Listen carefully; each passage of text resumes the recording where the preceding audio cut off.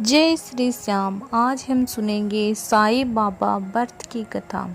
सालों पहले एक गांव में कोकिला और महेश भाई नाम के पति पत्नी रहते थे। उनका जीवन सुख के साथ बीत रहा था। दोनों में प्रेम और स्नेह भी बहुत था, लेकिन कभी कभी कोकिला के पति महेश गुस्से में पत्नी से झगड़ा कर लेता था। कुछ समय बाद जब उसका गुस्सा शांत होता तो उसे अपने किए हुए पर शर्मिंदगी भी होती।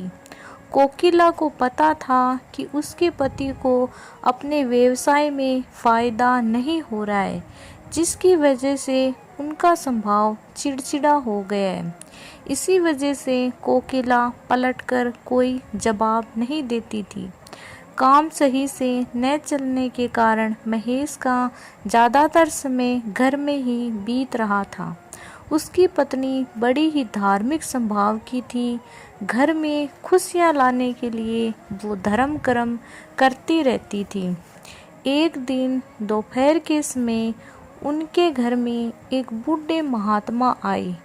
उनके चेहरे के तेज को देखकर दोनों का सिर श्रद्धा से झुक गया।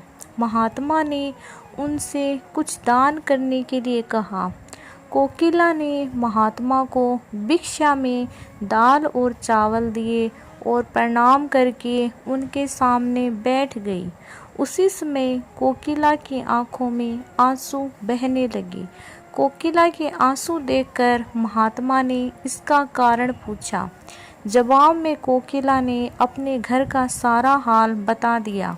उसकी बातों को सुनकर महात्मा ने कोकिला को उपाय के रूप में साईं बाबा का व्रत करने को कहा।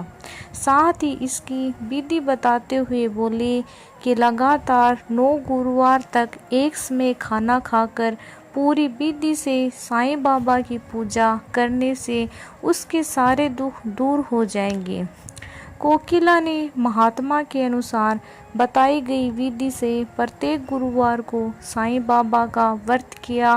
फिर आखिरी यानी 9वें गुरुवार को उसने गरीबों को भोजन कराना और साईं पुस्तकें बांटनी थी। किसी तरह से खाना और किताबों का इंतजाम करके कोकिला ने यह सब कार्य भी पूरा कर लिया। जैसे ही ये सारे कार्य संपन्न हुए, कोकिला के घर में होने वाले झगड़े और महेश भाई के कारोबार में आई अड़चनें दूर हो गई। अब दोनों पति पत्नी सुख से अपनी जिंदगी जी रहे थे। एक दिन कोकिला की जेठानी और कोकिला आपस में घर परिवार से जुड़ी बातें करने लगी। उसी समय कोकिला की जेठानी ने उसे बताया कि उसके बच्चों का मन पढ़ाई में नहीं लगता और वो स्कूल की हर परीक्षा में फेल हो जाते हैं। जेठानी की बातें सुनकर कोकिला का मन भर आया। उसने तुरंत साईं व्रत के बारे में अपनी जेठानी को बताया। पहले कोकिला ने अपने घर का किस्सा सुनाया कि वो कितने परेशान थे और साईं बाबा की कृपा से आज कितने सुखी हैं। उसके बाद कोकिला ने अपनी जेठानी को पूरे 9 गुरुवार साईं व्रत करने को कहा और उसकी विधि भी बताई। कोकिला की जेठानी ने ठीक वैसा ही किया और कुछ ही समय में उसके जीवन का संकट भी दूर हो गया। उसके बच्चों का मन पढ़ाई में लगने लगा और उसके अच्छे अंक आने लगे। इस कहानी से हमें ये सीख मिलती है कि मुसीबत के समय घबराने की जगह अपने आराध्य पर सच्ची श्रद्धा रखते हुए परेशानी दूर करने की कोशिश में लगे रहना चाहिए।